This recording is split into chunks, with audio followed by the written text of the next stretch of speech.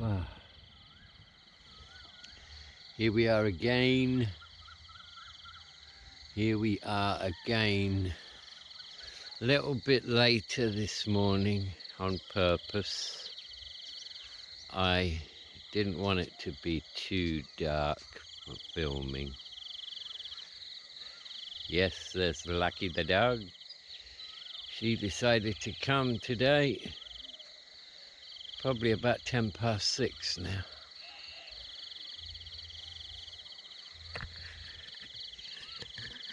And I shall keep going with my 30-day challenge.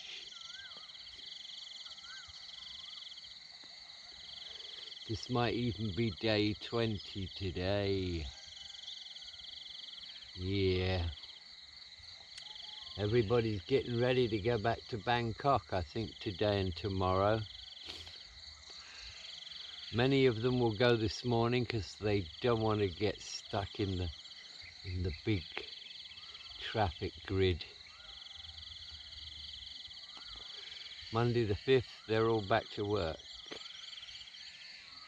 I feel sorry for people who are stuck in the system.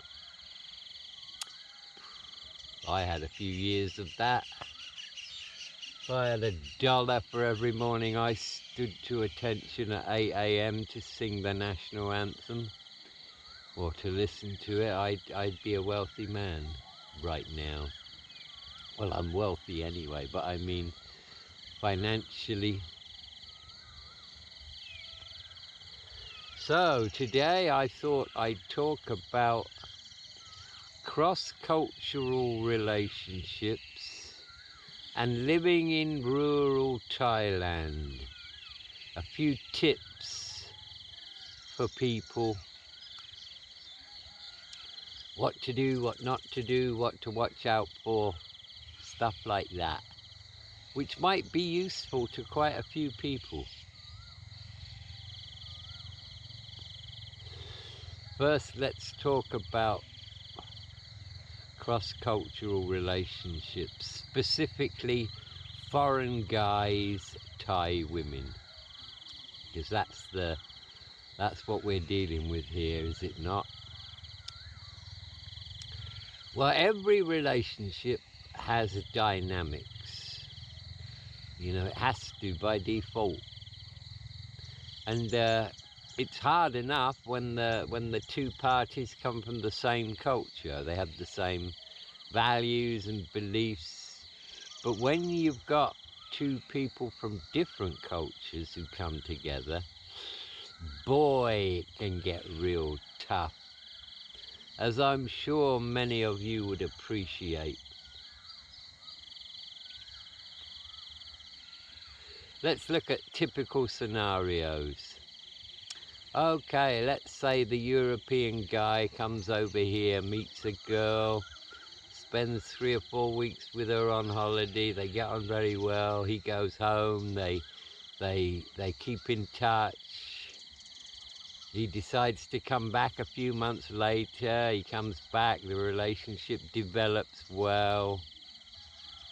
He goes back with a plan to come back and marry her, maybe in a few more months' time. He starts supporting her financially. Then he comes back, they get married, he sorts out the visa and takes her back to his home country. And everyone lives happily ever after. Or so you might think. It's very difficult, obviously, for the girl. I mean, she's like a fish out of water. Most foreign guys have been to other countries, so they understand, you know, how it is when you're in a different culture. But for a Thai girl, usually, it'll be their first time. So, the variables, the dynamics are very much in your favor in a situation like that. Very much so. It's your language, it's your culture.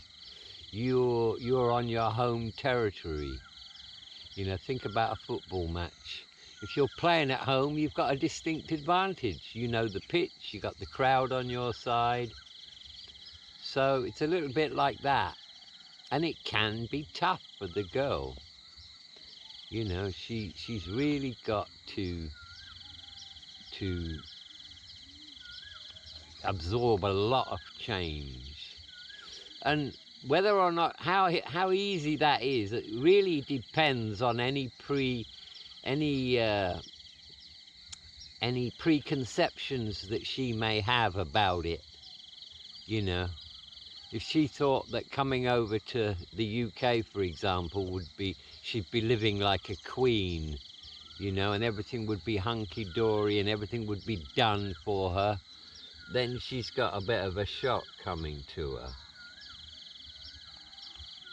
But if she understood that, you know, this is going to mean a big change for her and there's going to be a lot of things she's going to have to put up with, a lot of things she's going to have to learn, there'll be some hard work involved, and she wants to gain her independence, she wants to integrate, she wants to get better with her English, then, you know, the chances are it's going to work out okay. And in many cases it does. I think at this point I'll tell you about an interesting little story that happened to me. It was probably around about 2002. One of my best friends in the UK was getting married. He lived in Cornwall, down there on the west coast. And I went back to England for 8 or 9 days on my own, left my wife and kids here to attend his wedding. So before the wedding, we're at this party. This is down in Cornwall, right? We're at this party, and I'm staying at my friend's house, you know. So we're at this party, and this big English guy has come up to me and says, "Hey, somebody's told me you can speak Thai." So I said, yeah, I can. He says, "Oh, great. What a lifesaver." He says, I want you to do something for me. I said, "Yeah, what's that?" He said, "Well, I want you to talk to my Thai wife." He says, "I've got a Thai wife and she's been over here 6 months already. And she's not here today now at this party, but if I brought her to the local pub tomorrow lunchtime, could you talk to her for me? Because her English is not very good. And we've got a few issues." So I said, "Yeah, sure, no problem." So he then went outside with me in the garden and started telling me what he wanted me to tell her. You know, he says, "I want you to let her know, to make her understand just how difficult it was for me to get her over here. The money it cost me and all the hassle," he said, "and she doesn't seem to appreciate it, you know. So I just want you to explain to her how hard this has been for me to get her out here, and she should be more grateful about it." "Yeah, okay, no problems." So the following day, my friend takes me in his car to this pub. And sure enough, this guy arrives with his wife. Nice looking girl. And it was a nice day, you know, summer's day. So I said to him, well, he introduced me to his girlfriend, you know, his wife rather. And, you know, tactile, we just said hello to each other. She's a little bit shy. So I said to him, "Look, I don't want you hanging around while I do this. It's going to make her feel uncomfortable, you know, me too. So me and her will get our drink and we'll go out in the garden." Yeah, okay." He says, "Yeah, I'll hang around with my buddies." Yeah, okay. So I get out in the garden with her and I start talking to her, you know, how's life, you know, and all this in Thai, you know. And she worked in a bar. It turns out she worked in a bar. And then she starts to give me her side of the story. Holy shit.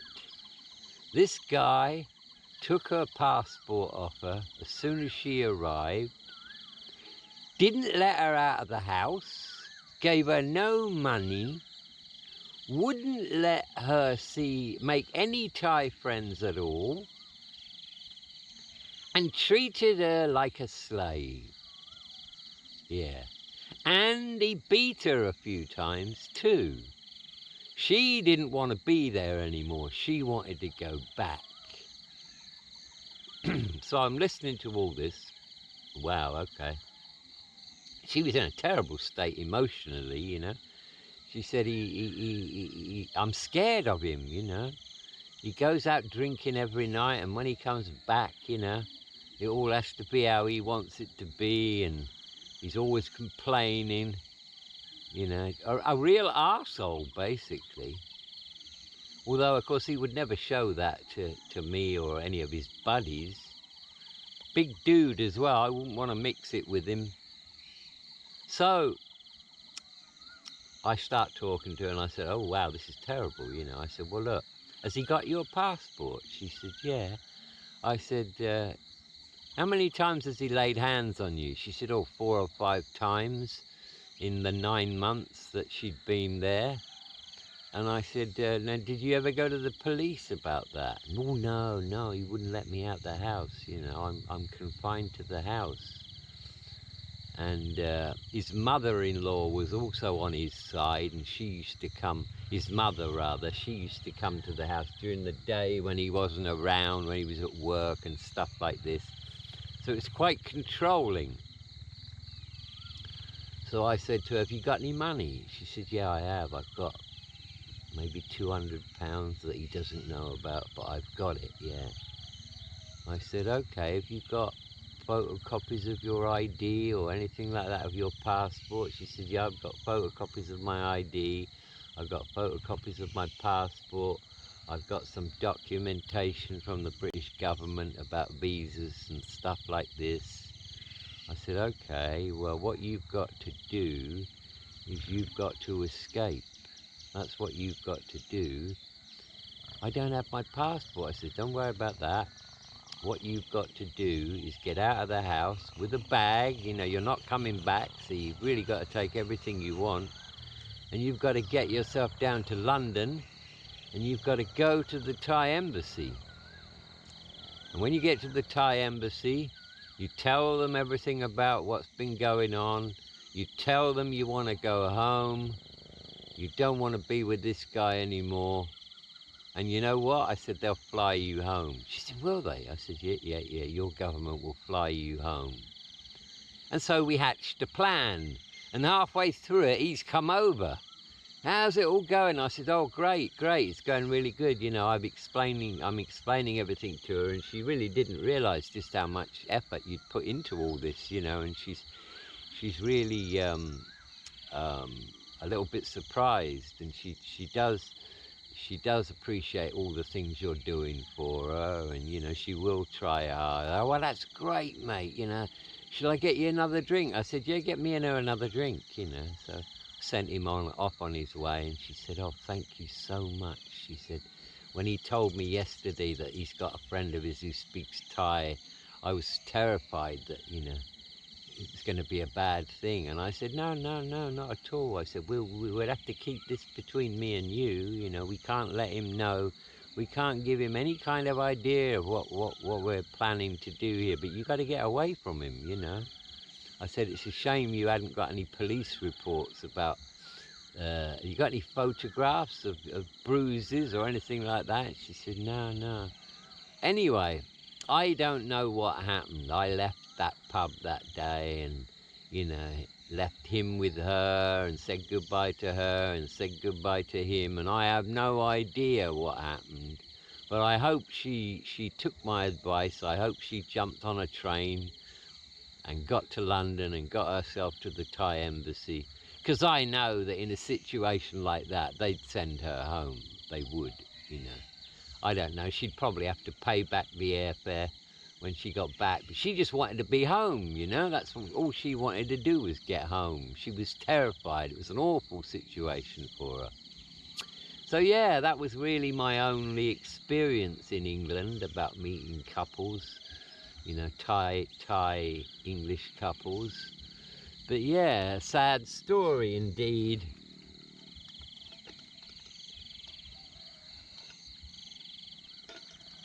Of course, it's not all like that. I mean, some relationships work out really well. And let's look at another situation now. Let's say you've been living in England with your Thai wife, or Europe, or wherever it is, Canada or wherever, you know, Australia. And now you've decided that, yeah, you know, I'm going to retire now. So you've planned to come back here and build a house on her family land, and you and her are going to spend the rest of your days in rural Thailand. Let's say somewhere in Isan, you know, just for example. Although it could be the south, it could be anywhere, but rural. So, you know, you'd probably be very excited about all that. And, but I'll say this, whatever the dynamics of your relationship when you're in your home country, they are going to change when you get here. One of the things that I know is common with most couples who live out here is the guy is very dependent on his wife because of the language issue. And they love that. Thai women love the fact that they have that control. And so because of that, they're quite anti if their partner wants to learn to speak Thai. They don't want that, you know. It's human nature. You don't want to give away control in a relationship. And so they kind of feel that they have that control, or some control, because you're dependent on them. You want to buy something, you know, you want to talk to somebody, then you need your wife. And so this is a common problem. And this is another reason why it's important to make the effort to learn to speak Thai. Because without it, there is going to always be that dependency. And not only is there going to be that dependency, when you get here and you put down your roots and you start living here, making friends is going to be really difficult for you, because you can't really make friends with any Thais if you can't speak the language. So you will naturally seek out any foreigners that live around you. I mean, this is human nature, you know, you'll look for foreigners. And that's okay, you know, but you will always feel excluded. You will never feel part of the community because of the language issue. So I can't stress that enough.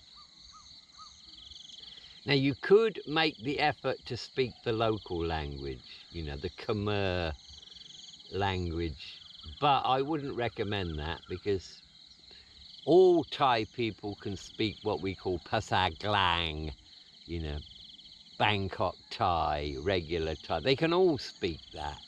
So if you just focus on regular Thai, you know, you'll be able to communicate with every Thai person. And yes, they have another language that they can speak, but if you learn that, then you're okay here. But when you go to other parts of Thailand, you're not okay at all, because they won't understand a word you say. So I would recommend just regular Thai. Is classroom learning okay? Yes, it is, if it's combined with free practice. I mean, I was a language teacher for 25 years, so I know this. The best way to learn a language is to be in the country of that language. And if you combine classroom instruction, which gives you grammar and new vocabulary, if you combine that with the free practice element, then you will develop in leaps and bounds. But if you just stick to the classroom learning with no free practice, you're just going to forget what you've learned, because you're not getting any opportunity to practice it. Can you do it the other way around? Can you do it without any classroom instruction whatsoever, but just free practice? Yes, you can. That's how I did it. I never studied a single hour of Thai language. I just threw myself in the deep end, and it took a few years, but you get it. You know, you get it in the end. Don't be shy. Mm, don't take it personal when they laugh at you when you try and speak their language, because that's going to happen. You know, as I mentioned the other day, they're not laughing at you. They're laughing because it's funny, and they don't even consider how you would feel about that. They just laugh because it's funny, and that's the way they are. So don't read too much into it if they're laughing at your attempts to speak their language. You know, you probably, if the boot was on the other foot, you probably wouldn't laugh at them if they were making poor attempts to speak English, because you don't want to hurt their feelings. Thais don't think like that.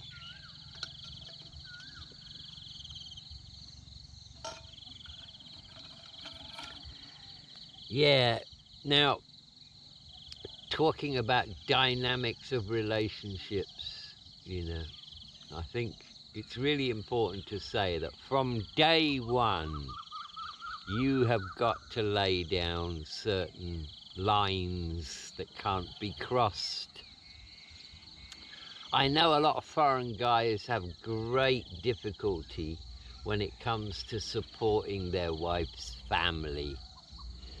Yeah, that can be a real problem.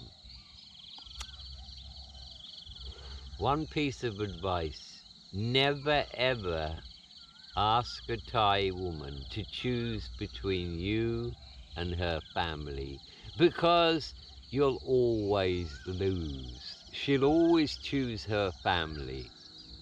The family institution is a huge thing here. So you can't not support her family, but you've got to be selective about it, you know? Let me give you an example. When I'd probably been married about a year, my wife's youngest brother, I won't say his name, asked if he could borrow 5,000 baht. He lived in Bangkok. He asked if he could borrow 5,000 baht. So I said, yeah, okay, no problem. Gave him 5,000 baht. Never heard from him for about 5 or 6 months. Then he contacted Gon. He said, can I borrow another 5,000 baht from Paul? And she asked me, and I said, nope. I said, you tell him that when he pays me the other 5,000 baht back, then he can borrow another 5,000 baht. But until then, no. She just told him, and that was it. Never heard from him, and he never asked to borrow any money anymore. So you have to draw the line. And every time that your wife, because it will be your wife who asks you for the money, every time your wife asks you for money for the family, then you've got to say, what's it for? You know, and you've got to decide for yourself. Is this something I'm going to do or not? And my advice would be, don't ever expect the money back. It's not a loan, it's a gift. Of course, they won't ask you to give them the money. They'll ask you to lend them the money. If it's for some medical procedure and you know this to be true, you know, somebody's got to go to hospital or something like that, then yeah, you know, well, I think it would damage your relationship if you refuse to help in a situation like that. But long story short, you've got to make sure that her family doesn't think you're a bottomless pit of money. You know, you can't allow that to happen, because they'll lose respect for you. If you dip your hand in your pocket every time they ask, then they'll lose respect for you. Just draw lines in the sand and say, nope, you know. If it's a young working Thai that's part of the family and they want to borrow some money off you, you know, to put down a deposit on a vehicle or something like that, then sit down with them and draw up a payment plan and say, hey, you know, if you miss a payment on this, then that's it. No more credit with me, you know, and can you afford the repayments and things like that? You know, so you really have to look at each situation on its own merits, but don't always say yes, because if you do, you're going to regret that, because there's no line. They'll just keep going and keep going because they think you've got the money.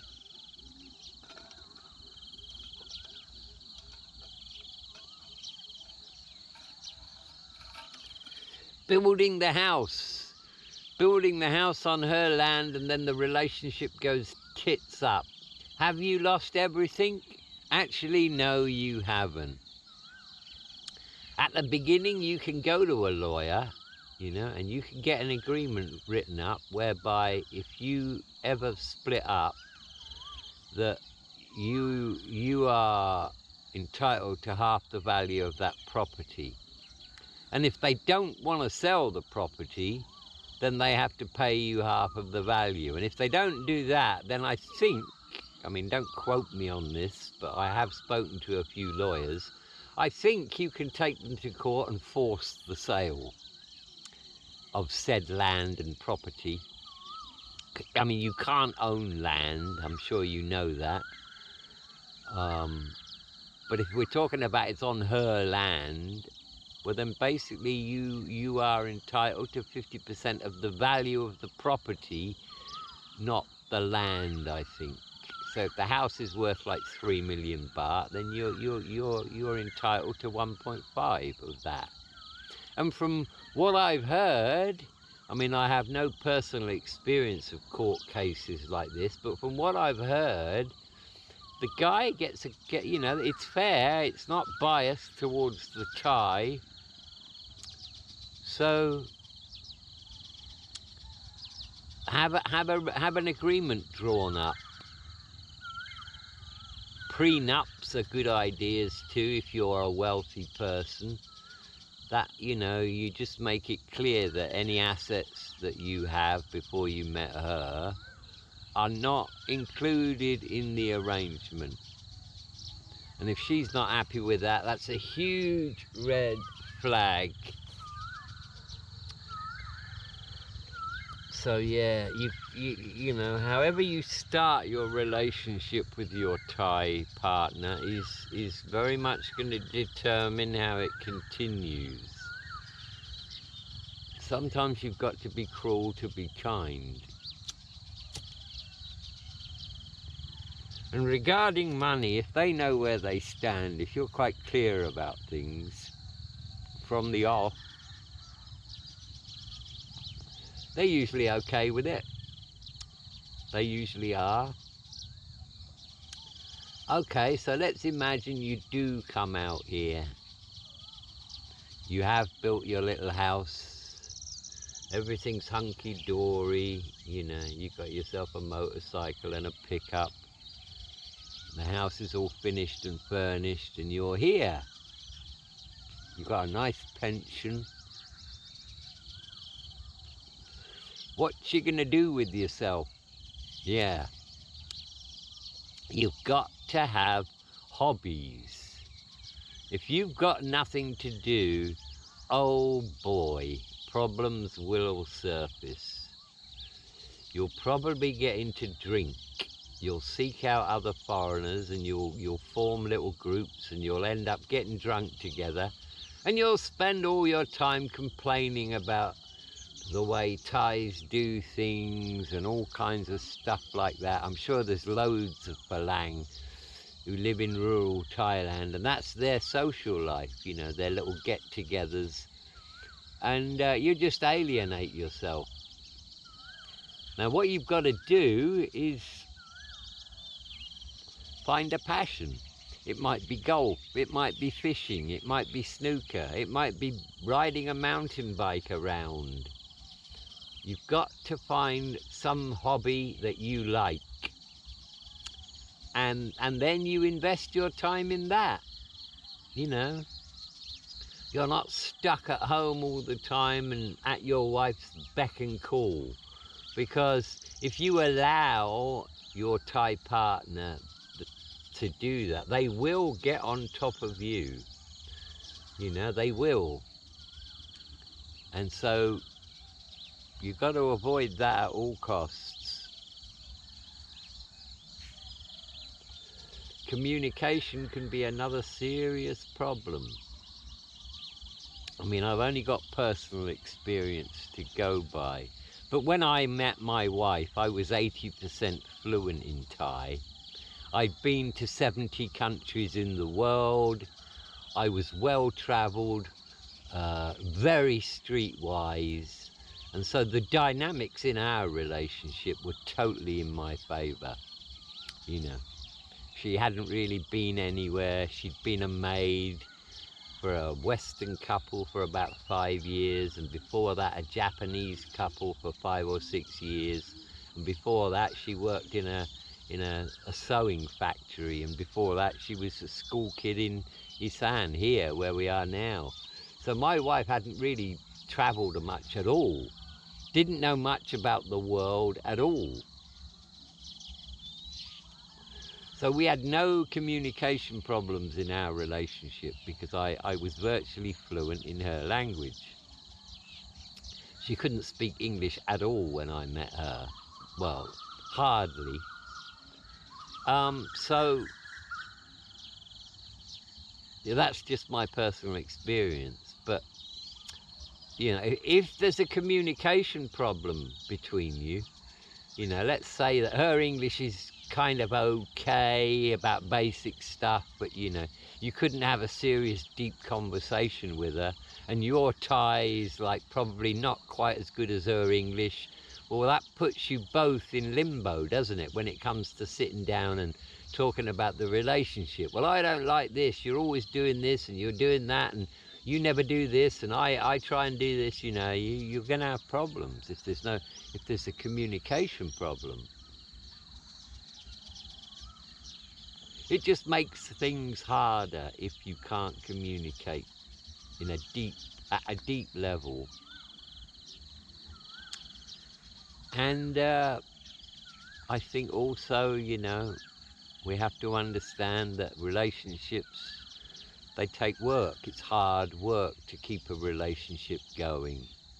If you start taking your partner for granted, or vice versa, they take you for granted, then it's going to start to go downhill. So don't allow her to get on top of you. I'm not literally here, I don't mean literally. I mean, don't let her take the reins in the relationship too much, because she'll revel in that and she won't want to lose that. So you'll experience serious problems if you get into a situation like that. I'm open to giving relationship advice. You know, if you got any problems that you can't solve, you hit me up in the comments, or send me an email, you know, and I'll try and advise you about what to do. It can be really difficult, and not all relationships survive. They don't. And if she is, or if she was a bar girl, then you've got even more of a problem, because they find it very hard to shake off that life. It can make the girl extremely lazy. You know, they're used to making good money, 40, 50,000 baht a month, without really having to do very much. They get up late, they drink, they gamble, they might do drugs. Boy, it's very, very difficult to get them out of that groove, you know. So I would say, probably, if you hit up a relationship with a bar girl and you decide that she's the one for you, there's probably a 20-to-1 chance that that's going to work out. Yeah, literally. Some do, yes, some do. If the girl understands what's required of her, and you know she's prepared to graft and make sacrifices, yes, it can work. Not easy. But one thing I can guarantee you, it doesn't matter what kind of relationship you've got with your Thai partner in your country, once you get over here, the dynamics will change.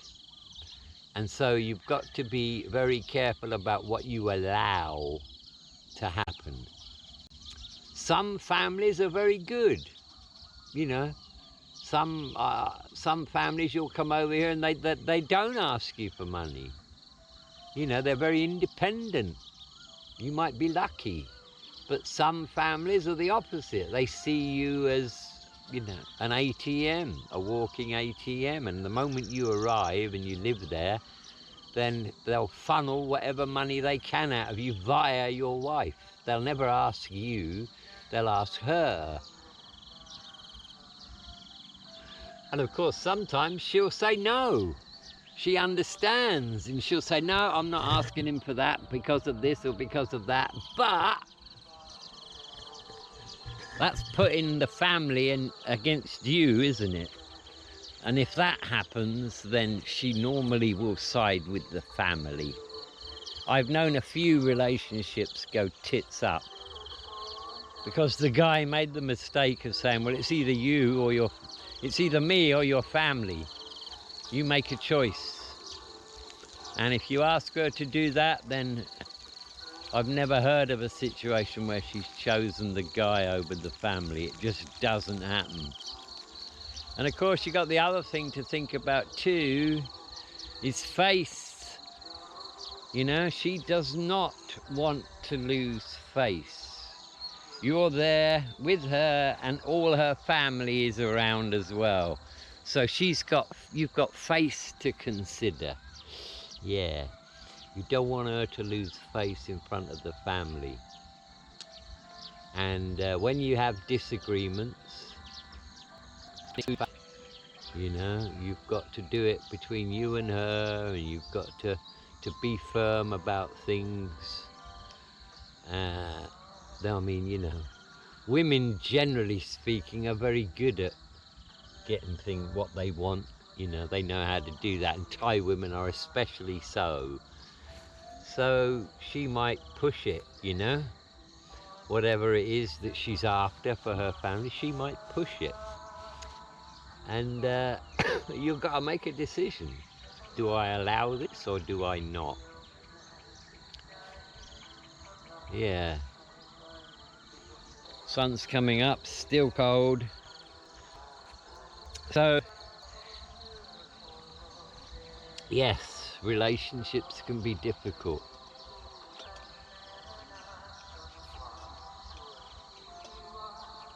And if you are in your home country and you've got another, say, 3 or 4 years to go before you get to pension age, don't just wait until the time comes and then start thinking about what you're going to do when you get here. Think about it now. Okay, what am I going to do with myself all day long? You know, the worst thing that can happen is you've got nothing to do but sit around all day long. I mean, I'm a little bit different. I'm a hermit. I've been a hermit for the last 10, 15 years. I don't need a hobby in my life. You know, I make my own enjoyment. I go out, you know, I'm completely independent. My wife wouldn't dare tell me what to do and what not to do because she knows. You know, we've lived together for 30 odd years. She knows if she tells me not to do something, I'll just go do it. You know, so she just lets me go, you know, she lets me do what I want. But I had to cultivate that.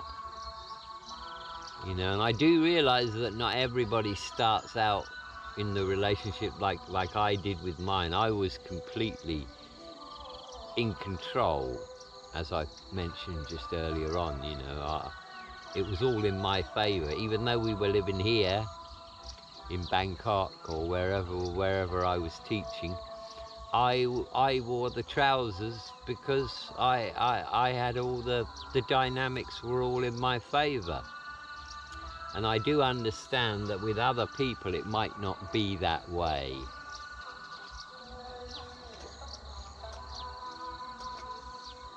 I mean, at the end of the day, if it gets difficult, you've got to ask yourself the question, is this relationship worth the effort it's going to take? And if you decide it is, then you got to make the effort. And if you decide it isn't, then you got to think about, well, how do I extract myself from this? Yeah, it can be difficult. But you got to box clever.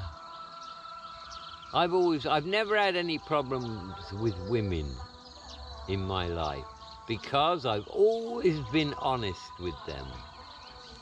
Even when I was young, a girl might say to me, oh, do you love me? And I go, no, don't love you. I don't really know you. I'd like to get to know you a bit more, but I don't love you. And I'd never make promises about the future. Do you think we'll get married and have kids? I don't know. It's possible, but we'll just have to wait and see, won't we? Well, don't you feel that way about me? No. So yeah, I'd be brutally honest with them. And if they don't like that, then you're better off without them, because once you start off on the wrong foot and you start telling them untruths just to keep them happy, then you end up putting yourself in a really bad position, because she's basing the relationship on things that are not true. So be honest with your feelings about them. And if you don't like something that they're doing or not doing, tell them, but in a way that, looking to find a solution rather than having a go at them. There's nothing worse than being in a bad relationship. So, I know that it can just make life unbearable. It really can. Yeah, and it can be extremely difficult to come to a place like Isan and just live, There are major challenges for you, not just with your relationship with your partner, but with you yourself. You've got to have your independence, because she will have her independence. She's got her friends, she's got her activities that she does, and so you've got to have some too. There's quite a few YouTubers that are in Thailand that are in that situation. I mean, like, Ricky in Thailand, Ricky in Isan. Ricky has made a nice life for himself, and I'm sure he has his independence. And then there's Native Farang, and there's quite a few that, and they probably give you good advice too about how to get on with your Thai partner and how to get on in rural Thailand.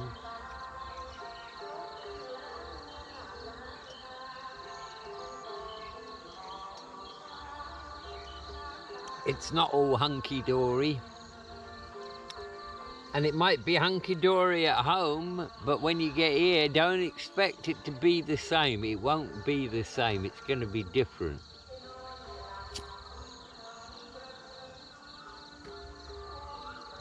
If you're a drinker, I think it's awfully easy once you get out here to just immerse yourself in alcohol. If you've got nothing to do, you start drinking, and that can get hold of you, and if you're drinking more than you should be, and you're drinking for the wrong reasons, you're drinking because you're bored, then that's going to cause problems further down the road.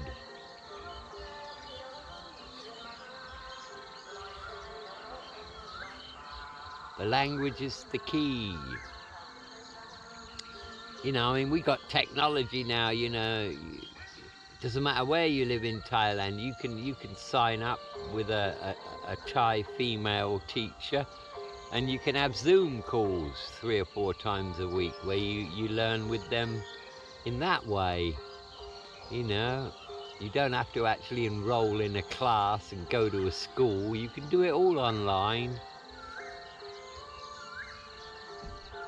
So you learn new vocabulary, and then until, you know, after the lesson you can go out and use that by conversing with the locals.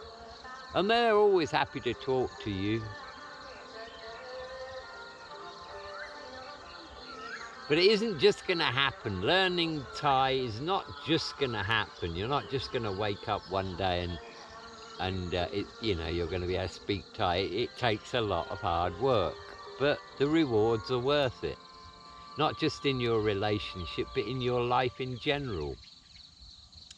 And I can tell you one thing, if the dynamics are totally in her favor, boy, it's going to be difficult to reverse that. She will not like to lose your dependency on her regarding the language. She will fight tooth and nail to stop that from happening, because it's human nature. And I think there's a lot of guys over here with they've already got themselves in that hole, you know. And they'll be saying to their wife, oh, I want to buy this, or I want to buy that, and you'll have to come and do it for me, or oh, I need to do this, and you know, I need you to sort it out. Well, that makes her feel like she's got some kind of control over you. And she has, you know, so you've just got to be smart about it.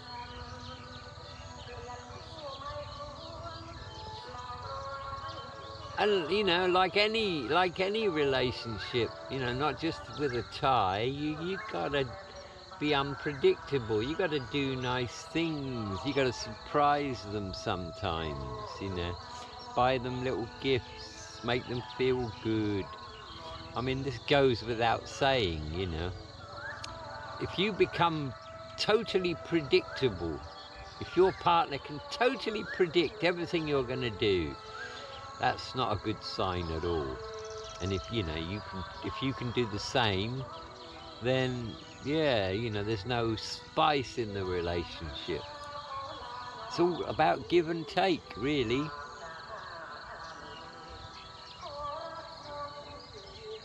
Yeah. Sun's coming up now. I had a strange dream last night. I don't dream very often, but when I do, it's quite intense. So this dream I had last night, I'm trying to remember it now. I was with a girl somewhere, and I ran my tongue over my gums, and I've got a full set of teeth. And I remembered thinking to myself, oh my God, I've got teeth. And I looked at this girl and I said, I've got teeth. What year is this? And she said, 2030. And I'm like, what? And I ran outside of the building and I ran down the road, and there's 2 guys stood there. I said, what's the date? And they said, June the 3rd. I said, what year is it? They said 2030. And I'm like, holy fuck. Where am I? What's going on?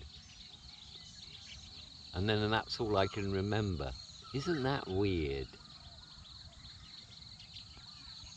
It's almost like I jumped ahead of time.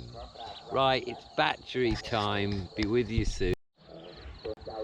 Right, we got a full battery again, so I might carry on for a little bit longer. Let's just have a quick look at Lucky there. She seems to be okay. Her back legs getting better, and that's because I bring her out here every day, so she's getting a 5-kilometer walk every day,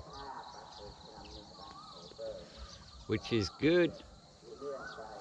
I hope you're you're enjoying my monologues.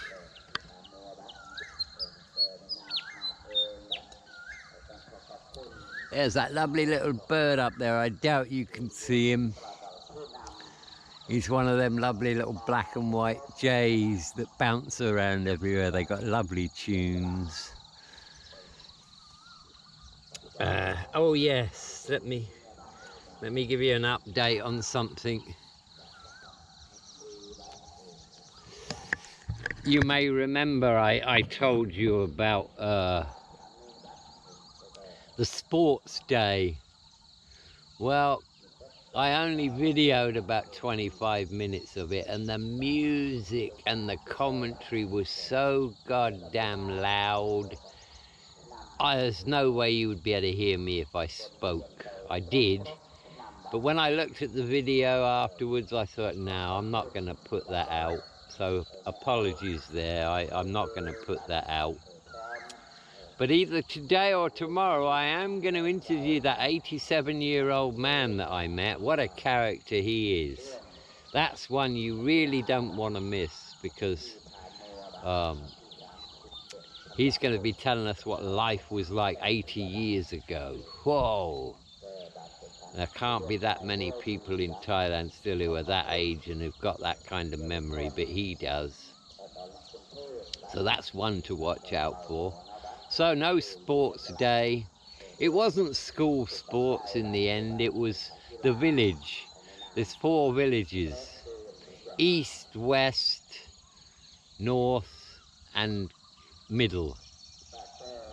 And so they played 3 sports. They played football, they played women's volleyball, and they played men's sepak takraw. And my village, Ban Chamlet Nir, won in the end. So, you know, it was just some good fun for the villagers, and there was a cup presented and all that, and there was a little opening ceremony that I you know, but I couldn't get away from the sound, because there were just big banks of speakers everywhere. And wherever I stood and watched, you know, with my video camera, I was never far away from a set of these speakers. Thais really do, they really do know how to bang out the sound. Another thing about living out here is you've got to get used to certain things like loud music.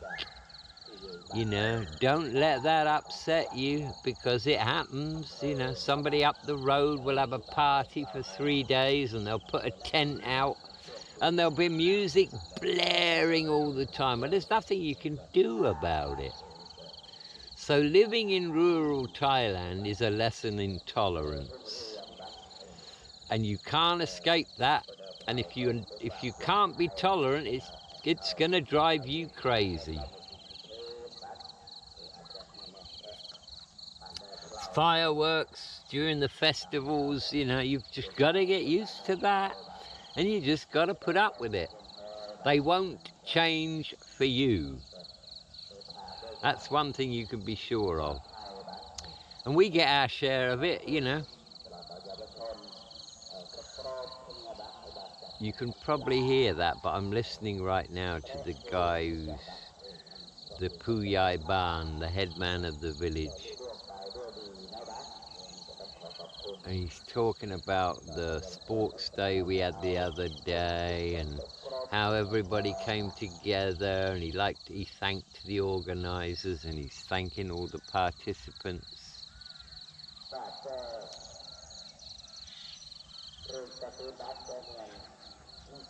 Now he's talking about the election. On the 11th of January, there's a local election in our village. There's only 2 candidates for the Obador. The Obador is the local government official.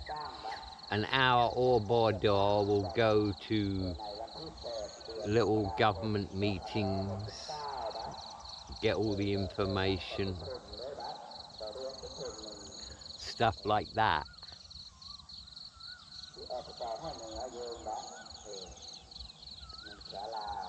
And they do buy votes. I asked my mother-in-law, I said, who are you going to vote for? She said, the one that gives me the most money. So I think it's about 500 baht. Yeah, they'll buy your vote. Who's this coming along on a bicycle? Well, I think is that my wife? No, I don't think so. No, that's not my wife. That's somebody else.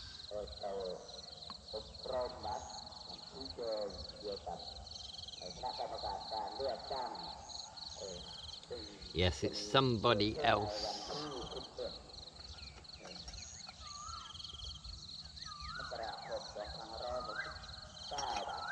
Oh, I won the lottery yesterday. Yeah. Last week we're in Kukan, and you know I usually buy a couple of sets, 2 sets of 2 tickets. And my wife's standing next to me. I'm looking through the tickets, and I thought I'll pick 16, you know. So I went to pick 16, and she said, "Oh, don't buy that one. That came out the other week." And I looked at her and I said, "Yeah, well, it might come out again, mightn't it?" And I picked 16 and 17, 2 sets of 2 tickets. And blow me if 16 didn't come out. So I got 4,000 baht. But I always give my wife half of what I get. You know, I give her half of my book earnings. I give her half of what I make.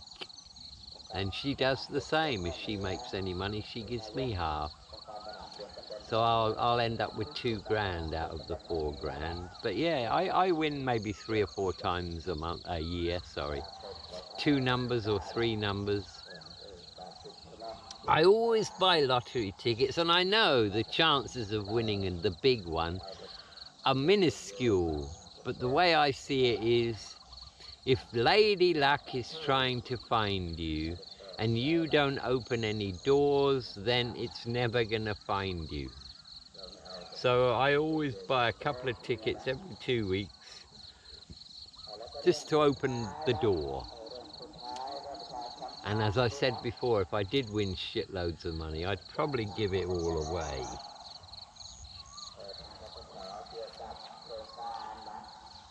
Yeah, I'd probably give it all away.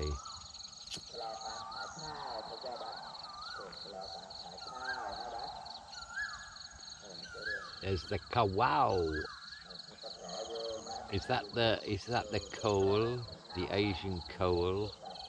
I'm not really a bird enthusiast, although I do love birds. I think it's a coal, K-O-E-L.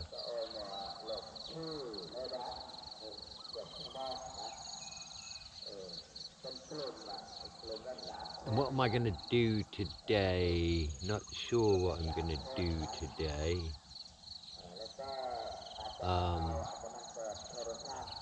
Yeah, I might go off in search of Boo. His name's Boo means grandfather. This 87-year-old guy I'm talking about. I know where he lives. He's there all the time, so anytime I want to go. And when I asked him about it, you know, and I said I would video it, he's a little bit, didn't really like that very much. But I said, I'll give you 500 baht. He said, oh, 500 baht, I'll work for you for the whole weekend. I said, no, I don't need that. I said, it's just a couple of hours, you know. I said, forget the cameras even there. We'll just talk about things. And he was like, oh, okay, yeah, I'll do that. Cracked a few jokes. Part of me doesn't like doing the interviews.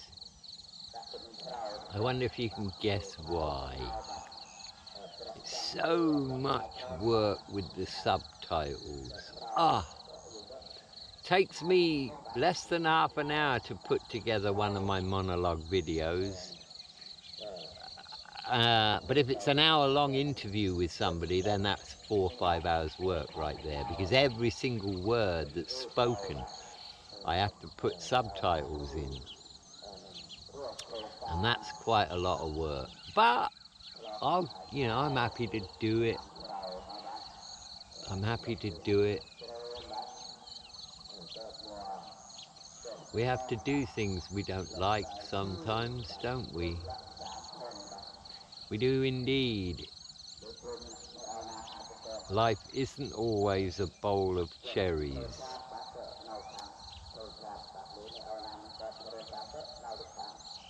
And one of the best bits of advice I ever had was, you can't control what happens in your life, but you certainly can control how you respond.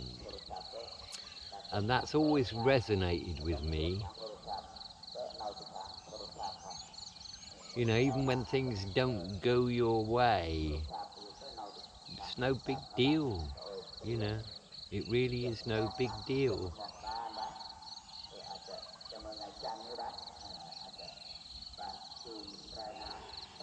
I do miss playing snooker, I gotta be honest with you there. It's 4 months now. But if everything goes to plan, I'll have my own table soon, and my own little room. Well, it won't be a little room, it'll be a big room, because I'll have a 12-foot snooker table. You gotta have quite a big room for that. I think it's 7 meters by 10 meters, the room minimum size for a full-size table, because obviously you gotta have space around it. My room will be bigger than that. Yeah, I'm looking forward to that.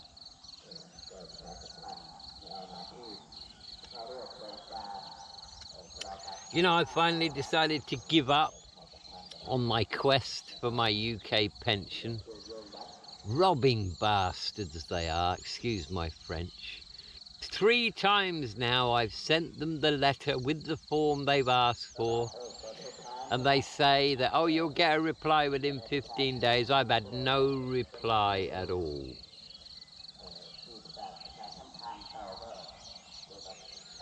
I'm pretty sure I qualify for the minimum, but you know what? Fuck them. I never ever thought I never relied on it. Never ever thought I'd get it, so I'm quite happy not getting it. So yeah, I've given up on that one. No big deal for me, easy come, easy go.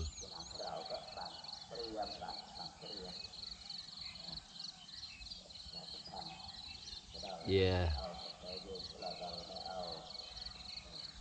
I never worry about money. I just don't. And it always seems to come along when I need it. And why should that change?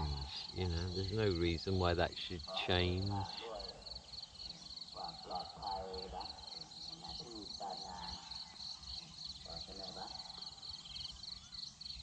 So I hope you enjoyed today's monologue. I tried to give you my thoughts on living in Isan and how to keep your relationship with your other half on an even keel. And language is the key. Language is the key. And don't let it get too one-sided, because you're going to find it very difficult to bring it back to level terms.